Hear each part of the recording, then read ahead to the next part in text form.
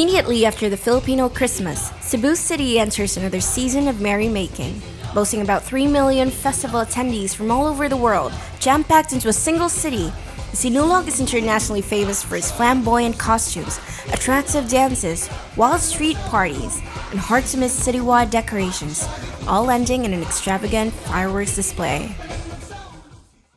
But while millions of local tourists eagerly complete the novena masses, wave their hands to the song Bato Balani, dress up in Sinulog-ready outfits, and get home buzzed and messed with poster paint, most of these Cebu natives do not know how the Sinulog came to be, and whether the manner of celebration and commemoration is still even correct. Unfortunately, they were also taught not to care.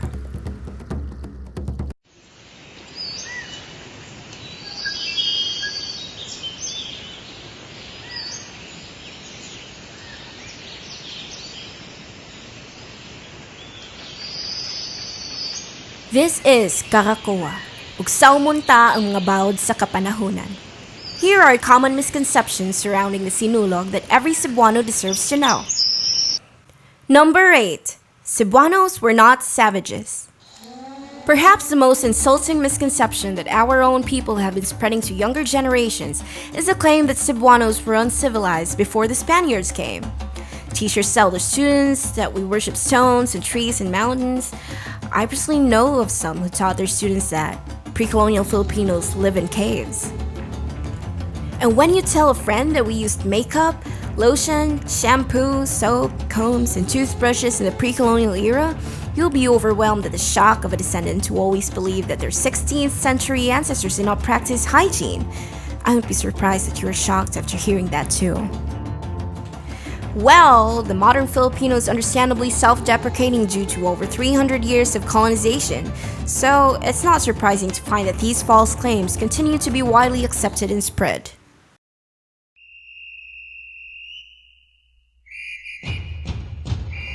In the 16th century, the Visayas was composed of already flourishing kingdoms. Cebu, formerly Sugbu, particularly stood out as a center of trade and commerce for merchants from the neighboring kingdoms that we had good diplomatic relations with. Pre-colonial Visayan fashion was luxurious. Men and women were particular about beauty standards and hygiene. In fact, we were far more hygienic than Europeans in the same era. One of the most famous traits of our pre-colonial ancestors at the time was their fine, unmatched skill in goldsmithing. Historian William Henry Scott said we had goldsmithing techniques that could not be surpassed by other cultures. We were no strangers to politics, diplomacy, economics, and art. Our warships were highly advanced for the time, so advanced that Spaniards somehow admitted that ours were better than theirs. We did not worship rocks and tree trunks. Instead, we worshipped gods and goddesses similar to your ironically favorite Greek, Roman, Celtic, and Norse deities. We only revered nature because we believed that it was where our deities lived. Disrespect nature and our deities will be pissed, wreaking havoc to our health, crops, and marine life.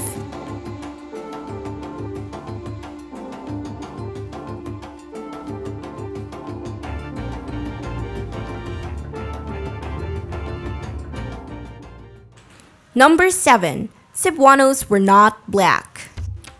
Cebuanos were not ati, or as the Spaniards termed, negritos. During the 1500s, the ati were living in the islands of Boracay, Panay, Negros, and Panglao. On the contrary, according to various Spaniards, many Cebuanos were actually fair-skinned.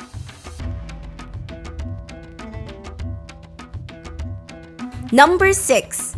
The term Sinulog did not originate from Cebu. The term Sinulog, referring to the feast or dance in honor of Santo Niño, does not appear in the oldest Visayan dictionary written by Jesuit Mateo Sanchez. Instead, Sanchez listed Sulog, meaning water current and the island of Sulu, and Sinulog, which is a dress worn by the women of Sulu. Sinulog is a word that referred to the dance performed by Baladhay, only appeared in 20th century dictionaries. Indeed, the Sinulog as a dance originated in Holo, Sulu. And interestingly, it was a war dance between Muslims and Christians. So how exactly did Sinulog as a dance reach the Visayas? Formerly under the Sultanate of Sulu, The island of Panay also danced the Sinulog War Dance, but later on, while the original Sinulog War Dance from Sulu ended in a tie and a harmonious war march, the Spaniards decided to change the ending in their Zion version. They wanted the Christian to emerge as a victor. This war dance survived in Cebu as a troop Sinulog, which was possibly invented in the 1800s because of Cebu's successful resistance against Muslim pirates.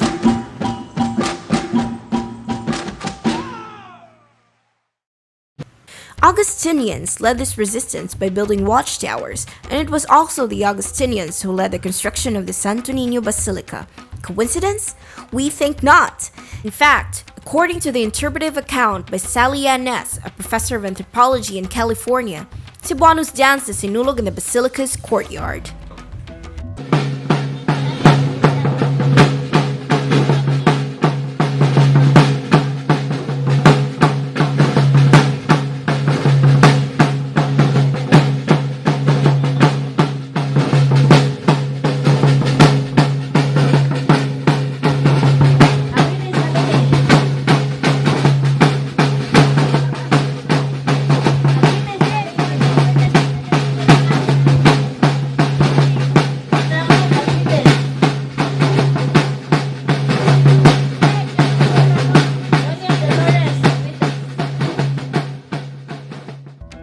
Number 5.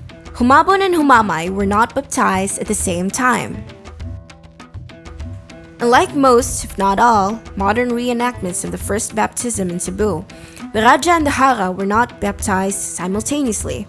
According to Antonio Pigafetta, Raja Humabon was baptized in the morning of a Sunday.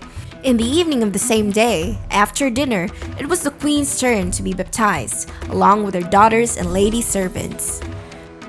Number 4. Cebu received the Santo Niño on April, not on January. Cebuanos are lucky to celebrate traditions and holidays in consecutive months. Halloween and the Day of the Dead in October and November, Christmas in December, Sinulog in January, Valentine's in February, and previously, graduations in March. But the Spaniards did not arrive in Cebu until April 7, and the baptism happened on April 14, so why is it now celebrated on 3rd Sunday of January? Originally, the feast day of the child Jesus was on April 28 to commemorate its rediscovery in Cebu City by Juan Camus, who found it in a wooden box 44 years after Magellan's death. However, Pope Innocent XIII moved it to the 3rd Sunday of January to avoid conflict with Easter. Since then, the Cebuano Sinulog War Dance was done in the Basilica every 3rd Sunday of January. Number 3. Humabon and Humamay's acceptance of baptism did not mean they really wanted to be Catholics. Sorry to burst everyone's bubble, but Cebu was not really that interested to become Catholics. However, Humabon was caught in a pinch. A merchant from Siam had warned him that Calicut and Malacca resisted the Spaniards and it didn't end well for them.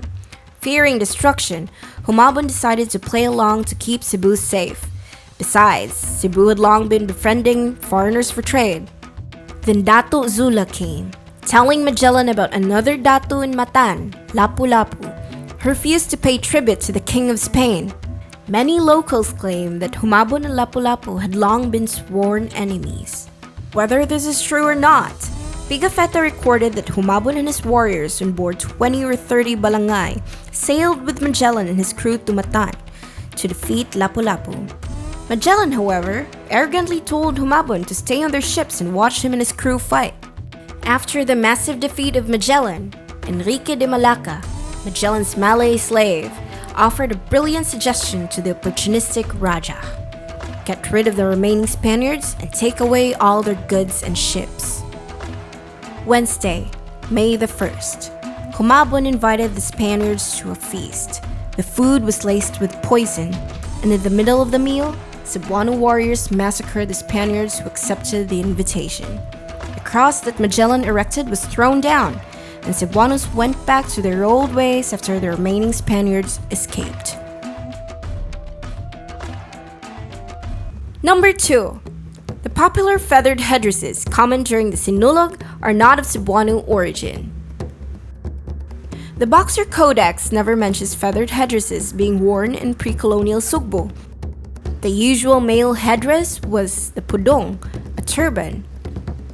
Women wore a scarf or veil, translated into pokong by Sanchez, or a kerchief, tubato, if pulled tight over the whole head. Royal women wore crowns made of tinsel from China, or crowns made of leaves or flowers. Broad-brimmed hats woven of sago palm leaves were also common. Some of these hats were signs of rank, like Humamay's favorite hat, the sarok, for example.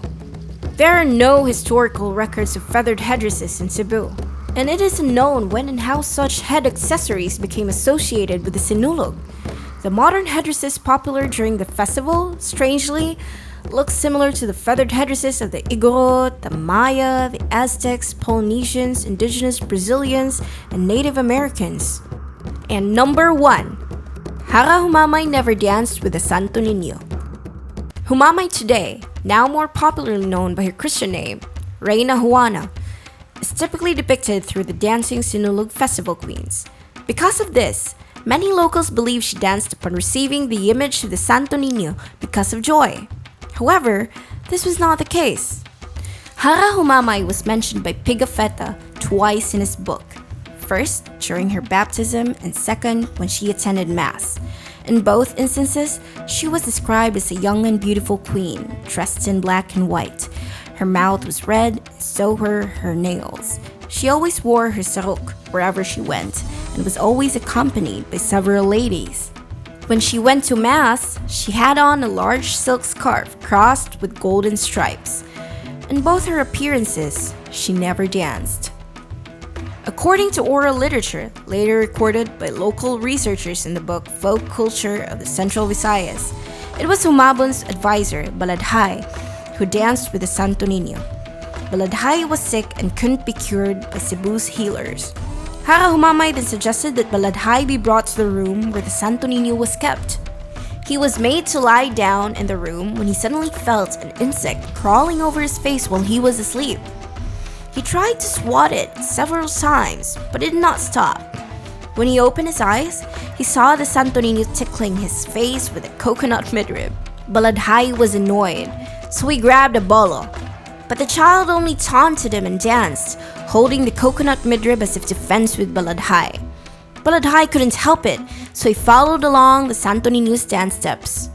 When the people heard the commotion and hurried into the room, the Santo Niño had vanished and was on the altar again, as if nothing had happened. The closest story that may explain the dancing Humamay holding the Santo Niño while leading a group of people is the legend of the first procession. The people of Cebu fell ill after a whole night of scaring away the Bakunawa, or the moon-eating dragon, and being exposed to rain till morning. The people, including Humabon, could not celebrate the return of the moon. Only Humamay was not sick, so she carried the image of the Santo Niño around the palace and village to touch the heads of the sick people with Santo Niño's feet. Each person was immediately cured, and one by one, the cured people followed her as she visited house to house.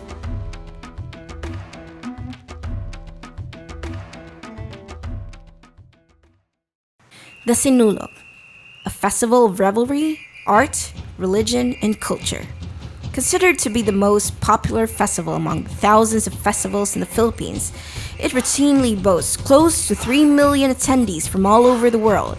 However, so little of its cultural and historical authenticity remains.